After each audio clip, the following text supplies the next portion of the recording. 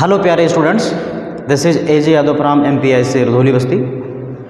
बच्चों, इस समय हम ग्रामर के नरेशन में एक भाग पढ़ चुके हैं। आज हम आपको पार्ट 2 यानी नरेशन का दूसरा भाग लेकर के आपके सामने हाजिर हुए हैं। इस टॉपिक में हम बच्चों पढ़ेंगे आज how to make the indirect of interrogative sentences, यानी इंट्रोगेटिव सेंटेंस के कैसे इनडायरेक्ट बनाए जाते हैं। यह चीज़ आज हम आपको सिखाने जा रहे हैं। हमें उम्मीद है कि आप पहला भाग बहुत बढ़िया से पढ़ चुके होंगे और आप लोगों का रिस्पांस भी मिला है कुछ बच्चों का, और उन्होंने बताया कि सर अच्छा रहा।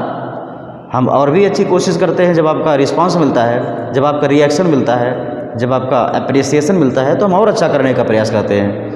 आज हम नरेशन का दूसरा भाग आपको पढ़ाने जा रहे हैं। इंट्रोगेटिव सेंटेंस को कैसे हम इनडायरेक्ट में चेंज करते हैं। तो आइए ध्यानपूर्वक इस वीडियो को देखिए, शुरू से अंत तक देखिए और वीडियो को हाई क्वालिटी में देखिएगा बच्चों। अगर लो क्वालिटी में देखेंगे तो कहीं अक्षर आपको धूमिल दिखाई देगा, कहीं आवाज़ नहीं समझ में आएगी, या और भी समस्याएं विजिबिलिटी में आपकी प्रॉब्लम हो सकती है। तो आप लोग वीडियो को हाई क्वालिटी में बेहतर हो के 720 पर देखिए, वरना 480 पर देखिए, 640 पर देखिए। लेकिन अगर 360 के नीचे पर देखेंगे तो वीडियो आपको साफ नहीं दिखाई देगा। तो आइए देखते हैं इंट्रोगेटिव सेंटेंस। बच्चों, आपको तो पता ही होगा इंट्रोगेटिव सेंटेंस क्या होते हैं। इंट्रोगेटिव सेंटेंस की अगर पहचान देखी जाए तो इसकी पहचान दो है बच्चों। एक ऐसा इंट्रोगेटिव सेंटेंस है जो हेल्पिंग वर्ब से शुरू होता है, और ये एक ऐसा इंट्रोगेटिव सेंटेंस है जो इंट्रोगेटिव वर्ड से शुरू होता है। इंट्रोगेटिव वर्ड जिसको हम WH के नाम से जानते हैं, जिसमें सारे प्रश्नवाचक शब्द हाउ को छोड़कर ऑल द इंट्रोगेटिव वर्ड्स वो शुरू होते हैं WH से। चाहे व्हाट हो गया, व्हाई हो गया, व्हेयर हो गया, व्हेन हो गया, हुम हो गया, हु हो गया, व्हिच हो गया। जितने भी इंट्रोगेटिव वर्ड्स हैं उनकी शुरुआत WH से होती है, केवल हाउ को छोड़कर। अब यानी आपको पता चल गया होगा कि इंट्रोगेटिव सेंटेंस दो प्रकार से बनते हैं। एक तो पहला हेल्पिंग वर्ब से शुरू होता है। वहाँ हेल्पिंग वर्ब के स्थान पर किसी टेंस की सहायक क्रिया हो सकती है, कोई मॉडल वर्ब हो सकता है, जैसे कैन का प्रयोग हो सकता है पहले, मे का प्रयोग हो सकता है, शुड, मस्ट, ऑट टू का प्रयोग हो सकता है, या कोई अधूरी क्रिया के साथ वो वाक्य शुरू हो सकता है, या इंट्रोगेटिव वर्ड के साथ अर्थात WH के साथ। तो बच्चों, यहाँ थोड़ी सी सावधानी आपको बरतनी है कि जब WH के साथ सेंटेंस शुरू होगा तो उसके लिए कुछ अलग नियम लगेगा, और जब हेल्पिंग वर्ब के साथ शुरू होगा तो उसके साथ कुछ अलग फार्मूला लगेगा। तो हम फर्स्ट ऑफ ऑल पहला पॉइंट देखते हैं। इसमें पहला पॉइंट क्या करते हैं, यहाँ से आपको दिखाई देगा। आपका जो पहला चरण है बच्चों वो होता है सेड। आप जानते हैं कि पिछले नियम में हमने सेड को बदल करके टोल्ड करवाया था, और वो भी शर्त के साथ कि अगर ऑब्जेक्ट होगा रिपोर्टिंग वर्ब में तो ही सेड बदलेगा, अन्यथा की स्थिति में सेड नहीं बदला जाता है। यहाँ बच्चों क्या करना है, यहाँ ऑब्जेक्ट है या ना है कोई मतलब नहीं, आपको सेड को बदल करके आस्केड में लिखना ही लिखना है। यानी सेड को बदल कर आस्केड करेंगे। मान लीजिए आपके रिपोर्टिंग वर्ब में से लिखा है बच्चों, तो से को बदल करके आस्क करेंगे। मान लीजिए आपके रिपोर्टिंग वर्ब में सेज लिखा है, सेज, SAYS, सेज लिखा है, तो इसको बदल करके हम करेंगे आस्क्स। और अगर मान लीजिए आपका रिपोर्टिंग वर्ब फ्यूचर टेंस में लिखा हो, यानी विल से या शैल से का प्रयोग हुआ हो, विल से या शैल से का प्रयोग हुआ होगा, यहाँ विल के स्थान पर शैल भी हम पढ़ सकते हैं, तो विल से को बदल करके हो जाएगा विल आस्क। ये तो हमारा पहला चरण रहा। सेड को बदलकर हम बिना किसी शर्त के आस्केड में, आस्क में, आस्क्स में या विल आस्क में परिवर्तित करेंगे। जैसा आपका शब्द होगा उसी हिसाब से इसका परिवर्तन होगा। नंबर 2 पर शुरू कर देखते हैं बच्चों, चर्चा करते हैं। आपको जो दूसरा पॉइंट है बच्चों वो होता है inverted comma change. Inverted comma के स्थान पर INVERTED इन्वर्टेड कामा बच्चों, इसका संकेत हम लिख दे रहे हैं ब्रैकेट में, इस तरह से लिखा रहता है, ये इन्वर्टेड कामा होता है। इन्वर्टेड कामा के स्थान पर इन्वर्टेड कामा के स्थान पर बच्चों दो ऑप्शन आपके सामने हैं। हमने अभी बताया कि इंट्रोगेटिव सेंटेंस दो प्रकार से लिखा जाता है, तो यहाँ इन्वर्टेड कामा जब चेंज करेंगे बच्चों तो आपके सामने दो विकल्प होंगे। पहला विकल्प तो ये होगा, नंबर ए है, यदि सेंटेंस, यदि वाक्य एचवी से शुरू हुए, एचवी मतलब हेल्पिंग वर्ब, इसमें मॉडल भी बच्चों आ जाएगा। यदि वाक्य एचवी से शुरू हो तो इन्वर्टेड कामा के स्थान पर इफ या वेदर। ध्यान दें, यदि वाक्य एचवी से शुरू हो तो इन्वर्टेड कामा के स्थान पर इफ या वेदर का प्रयोग कर देते हैं। आपकी जो दूसरी शर्त है बच्चों, यदि वाक्य WH से शुरू हो, WH से शुरू हो, WH का मतलब जानते हैं, WH मतलब ऑल द इंट्रोगेटिव वर्ड्स, उसी को WH कहा जाता है। तो यदि आपका सेंटेंस WH से शुरू हो तो वही WH इन्वर्टेड कामा के स्थान पर प्रयोग कर दिया जाएगा। यानी अगर आपका वाक्य व्हाट से शुरू होगा तो यहाँ कंजक्शन व्हाट बन जाएगा, अगर वाई से शुरू होगा उसी वाई को ही हम इन्वर्टेड कामा के स्थान पर एज ए कंजक्शन प्रयोग कर देंगे और अलग से आपको कोई WH तलाशने की आवश्यकता नहीं होगी। चलिए तीसरा स्थान, तीसरा पॉइंट है कर्ता परिवर्तन। कर्ता परिवर्तन बच्चों पूर्व की भांति, पूर्व की तरह, पूर्व की तरह में आपको हमने एक सूत्र लिखवाया था कर्ता परिवर्तन का, SON फर्स्ट, सेकंड और थर्ड। थोड़ा सा हम आपको रिमाइंड कराना चाहेंगे, कर्ता परिवर्तन को थोड़ा सा रिमाइंड करा देते हैं। आपने पिछले नियम में पढ़ा था कि यदि बाहर वाले वाक्य में कर्ता और कर्म दोनों होते थे तो हम अंदर वाले वाक्यों को कैसे बदलते थे। बाहर वाले वाक्य में बताया गया था कभी कभी कर्म नहीं भी होता है, वहाँ सेकंड कर्ता बदलने के लिए समस्या आपके सामने होती थी, लेकिन यहाँ समस्या कुछ नहीं है। जैसे वहाँ बदला करते थे उसी प्रकार हम यहाँ बदलेंगे। बदलते कैसे थे, अंदर वाले वाक्य में यदि फर्स्ट पर्सन से संबंधित कोई शब्द आता हो, फर्स्ट पर्सन से संबंधित शब्द बोले तो आई हो गया, माई हो गया, मी हो गया, वी हो गया, आवर हो गया, अस हो गया। यदि ये शब्द आते हैं तो हम उसे बाहर वाले के सब्जेक्ट के अनुसार चेंज करते हैं, और यदि अंदर वाले वाक्य में सेकंड पर्सन से संबंधित शब्द आते हों तो उन्हें बाहर वाले के अर्थात रिपोर्टिव वर्ब के, बाहर वाला पार्ट बोले तो रिपोर्टिव वर्ब, तो हम रिपोर्टिव वर्ब के ऑब्जेक्ट के अनुसार उसको उसी रूप में चेंज करते हैं जिस रूप का शब्द वह होगा। अब अगर थर्ड पर्सन आ जाता था तो बच्चों आपको बताया गया था यन का मतलब नो चेंज, उस कर्ता में किसी प्रकार का बदलाव नहीं करते थे, चाहे नाउन हो चाहे प्रोनाउन हो, उसमें किसी प्रकार का चेंज नहीं किया करते थे अगर वो थर्ड पर्सन है। ये तो हो गया आपका। अब आते हैं नंबर 4 पर। बच्चों जो चौथा पॉइंट है उसमें आपको लिखवाया गया था टेंस परिवर्तन। तो टेंस परिवर्तन तो यहाँ भी होगा ना, टेंस परिवर्तन इसको लिखेंगे पूर्व की तरह, यानी पहले नियम की तरह। बच्चों पहले नियम की तरह के लिए इसके लिए ज़रूरी क्या है, आपको पहला नियम पढ़ना पड़ेगा। अगर यह वीडियो पहली बार आप देख रहे हैं तो आपको पिछला नियम पढ़ना पड़ेगा, तभी ये टॉपिक समझ में आएगा कि कैसे टेंस बदला जाता है and how to change subject. ये चीज़ आपको जानना पड़ेगा, तभी ये टॉपिक समझ पाएंगे, अन्यथा नहीं समझ पाएंगे। अब आइए पांचवा जो पॉइंट है बच्चों वो ये है कि प्रश्नवाचक चिन्ह, प्रश्नवाचक चिन्ह जिसको हम साइन ऑफ इंट्रोगेशन कहते हैं, इस तरह से बना रहता है। प्रश्नवाचक चिन्ह को हटाकर,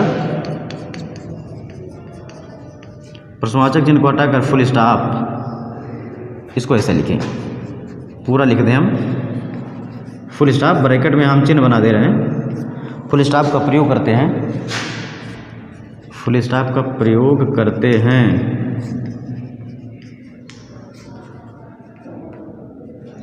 तथा फुल स्टॉप का प्रयोग करते हैं तथा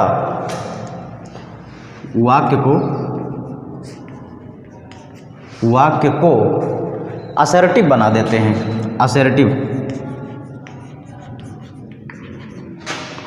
बना देते हैं। बच्चों सबसे बड़ी गलती आप लोग इसी में करते हैं कि जब आप इनडायरेक्ट चेंज कर लेते हैं तो सेंटेंस को असर्टिव नहीं बना देते हैं, उसी नियम से आप उसी प्रश्नवाचक में ही उसको रहने देते हैं और यही आपकी सबसे बड़ी ब्लंडर मिस्टेक हो जाती है, असर्टिव बना देते हैं। अर्थात हमें करना क्या होता है, किसी भी प्रश्नवाचक वाक्य को असर्टिव बनाने के लिए हमें क्या करना होता है, जैसे कहा जाए इज ही प्लेइंग, यह आपका प्रश्नवाचक है। बच्चों हमें अगर इसे असर्टिव बनाना हो, असर्टिव मतलब अगर हमें इसे साधारण वाक्य बनाना हो तो क्या करना है, ही को हम इस सहायक क्रिया से पहले कर देंगे तो यह वाक्य हमारा असर्टिव बन जाएगा। अर्थात इस ही को अगर हम पहले लिख दें और इज को यहाँ कर दें ही के बाद यानी सब्जेक्ट के बाद, तो यह हमारा वाक्य हो जाएगा असर्टिव, ही इज प्लेइंग, यह आपका असर्टिव सेंटेंस बन गया। अर्थात किसी प्रश्नवाचक वाक्य को जब हम साधारण बनाते हैं, असर्टिव बनाते हैं तो सहायक क्रिया को कर्ता के बाद प्रयोग कर देते हैं। प्रश्नवाचक में क्या होता था, सहायक क्रिया कर्ता से पहले होती थी और असर्टिव में हम सहायक क्रिया को कर्ता के बाद प्रयोग कर देंगे, वही लिखने जा रहे हैं। अर्थात हेल्पिंग वर्ब को एच बी मतलब हेल्पिंग वर्ब को सब्जेक्ट यानी कर्ता के बाद लिखते हैं, कर्ता के बाद लिखते हैं।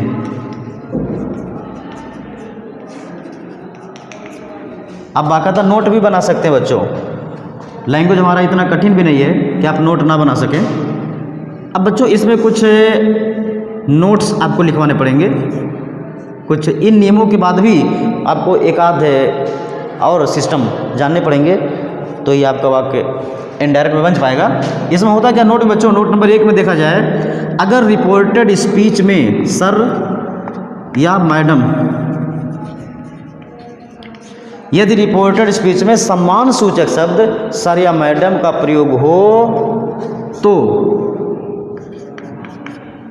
सर या मैडम का प्रयोग हो तो इन्हें हटाकर ध्यान से लिखेंगे। यदि रिपोर्टेड स्पीच में सम्मान सूचक शब्द सर या मैडम का प्रयोग हो तो इन्हें हटाकर रिस्पेक्टफुल्ली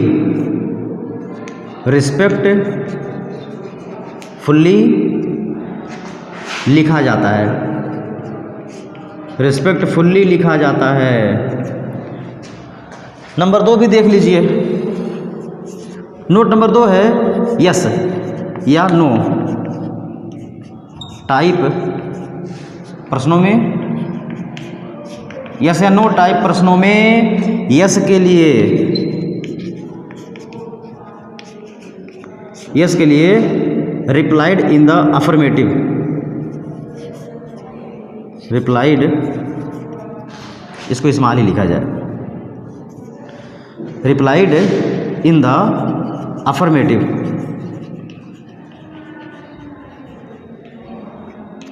और नो के लिए replied in the negative, replied in the negative का प्रयोग करते हैं। तो बच्चों इसका स्क्रीनशॉट आप ले सकते हैं और स्क्रीनशॉट लेकर के इसको बढ़िया से आप बाकायदा नोट अपनी भाषा में बना लीजिए। अब हम इसके एक्सरसाइज की तरफ बढ़ते हैं, तो आइए देखते हैं इसके एक्सरसाइज को। अगर लिख चुके हो तो हम इसको मिटावें। बच्चों चलिए हम लोग एक्सरसाइज की तरफ बढ़ते हैं। आपका पहला एग्जांपल है, he said to me where are you going, दिख रहा है ना, विजिबिलिटी ठीक है। He said to me where are you going. अब इसी वाक्य को बच्चों हमें इनडायरेक्ट में चेंज करना है। चलिए हम ध्यानपूर्वक चेंज करते हैं। सबसे पहले तो सेड टू को बदलकर हमें आस्क्ड करना है, तो आपका आंसर बन जाएगा he asked me. Inverted comma के स्थान पर बच्चों विचार करना है।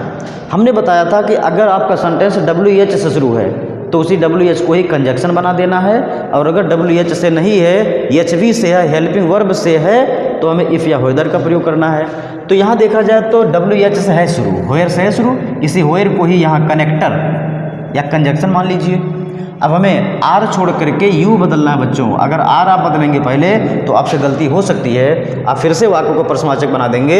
इसलिए आर छोड़ करके पहले यू बदलें। यू सेकंड पर्सन है और सेकंड पर्सन बदलता है ऑब्जेक्ट के अनुसार, अर्थात यू को बदल करके मी के अनुसार बदल करके हमको आई लिखना पड़ेगा। समझ में आ रही बात ना। ये जो यू बदल रहे हैं ये सब्जेक्टिव केस में है, और सब्जेक्ट इसके स्थान पर लिखना है ऑब्जेक्ट का यानी मी का। तो मी के अनुसार जब बदलेंगे यू को तो आई हो जाएगा। अब टेंस देखें, where are you going, present continuous है, जब इसको चेंज करेंगे तो पास्ट कंटिन्यूअस में जाएगा, तो आपकी सहायक क्रिया बन जाएगी वाज, यानी वेयर आई वाज, और गोइंग तो लगेगा वेयर आई वाज गोइंग, ये आपका आंसर हो जाएगा। He asked me where I was going. अगला देखें, she said to the teacher, काम के अंदर can you teach me, can you teach me this poem,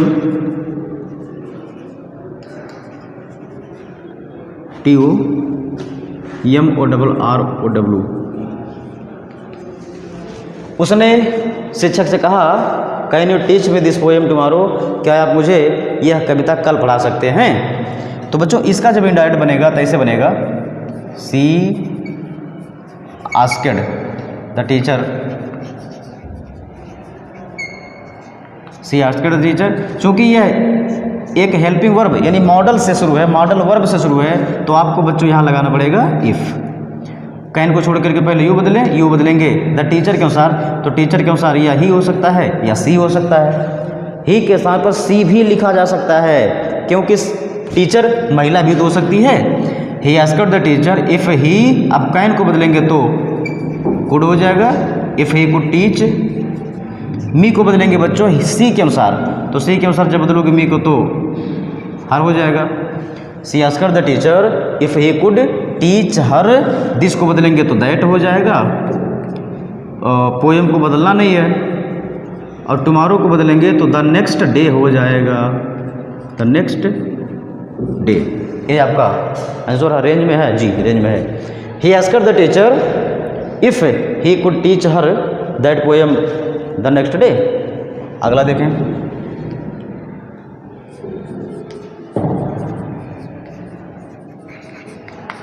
Mohan said to them, Mohan said to them,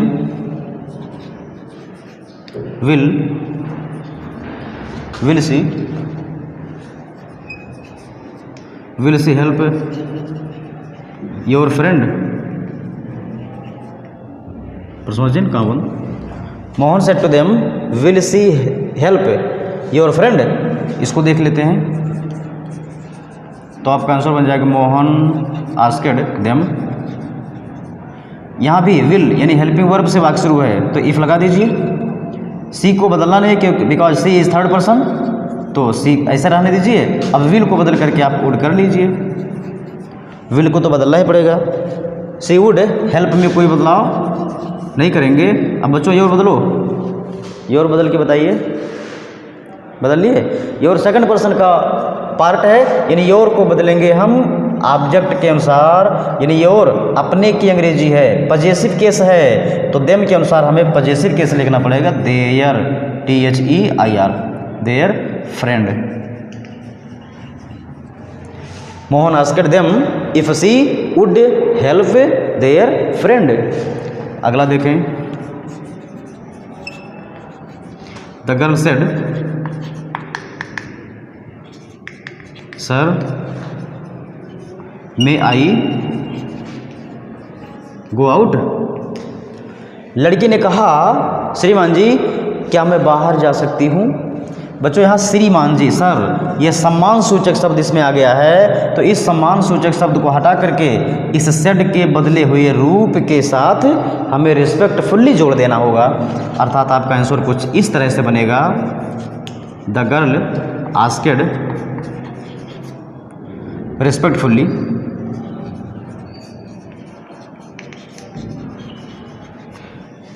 the girl asked रिस्पेक्टफुल्ली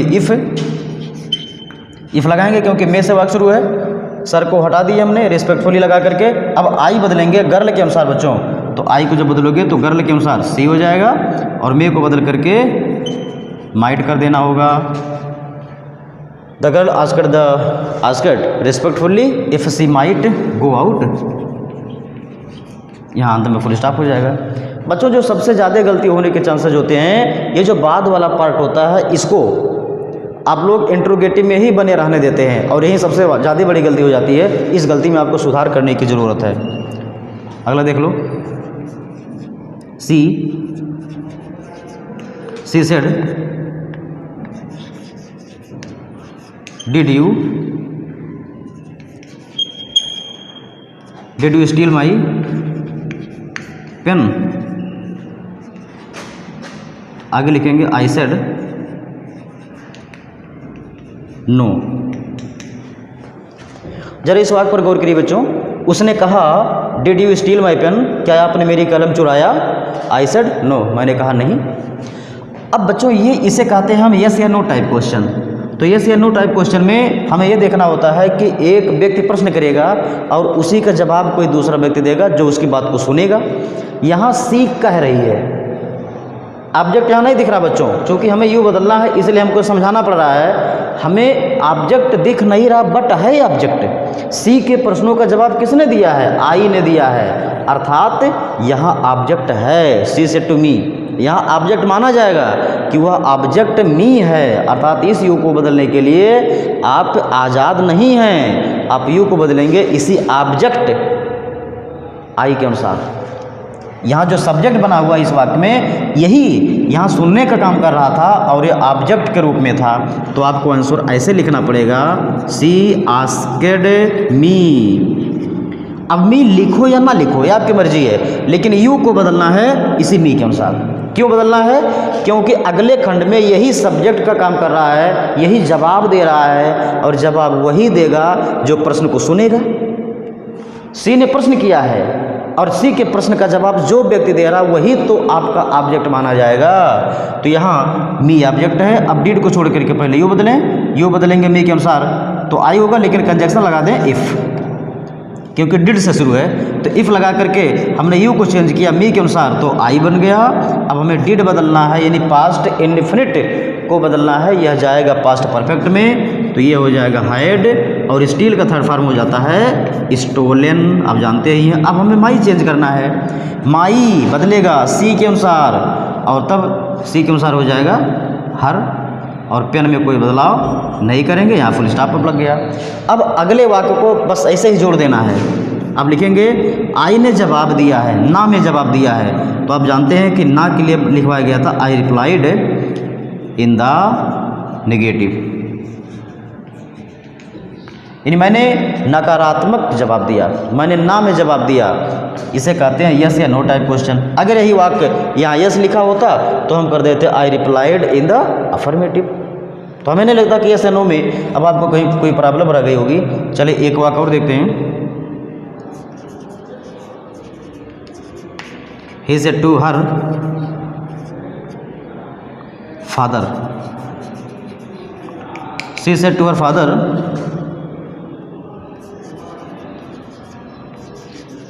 have you brought my cycle or not? बच्चों ऐसा वाक्य भी आपके सामने आ सकता है, have you brought my cycle or not, यानी क्या आप मेरी साइकिल लाए हैं या नहीं लाए हैं। इस प्रकार का प्रश्न जब ऑप्शन टाइप दिखाई पड़े आर नॉट, तो बच्चों ऐसी अवस्था में हम इन्वर्टेड कामा के स्थान पर जहाँ इफ़ लगाया करते थे वहाँ वेदर का प्रयोग करेंगे। अब तो आपका आंसर बन जाएगा he asked her father, he asked her father. Inverted comma के स्थान पर हमने बताया बच्चों यहाँ वेदर का प्रयोग होगा, क्योंकि वेदर पेयर में यूज होता है। जैसे आइदर आर के साथ यूज होता है, नाइदर नार के साथ यूज होता है, वैसे वेदर आर के साथ यूज होता है। इसमें आर शब्द आ गया है, ऐसी अवस्था में हमें वेदर प्रयोग करना पड़ेगा। यहाँ WHETHER वेदर। हैव को छोड़ करके पहले यू चेंज करो, यू को चेंज करेंगे हर फादर के अनुसार, तो her father equal to third person singular number male, और third person singular number male के लिए हम यूज करते हैं ही, यानी यू बदला हर फादर के अनुसार तो ही हो गया। अब हमें टेंस चेंज करना है, यह हैव था पास्ट में बदलेंगे तो हैड हो जाएगा, ब्राट में कोई बदलाव हम नहीं करेंगे।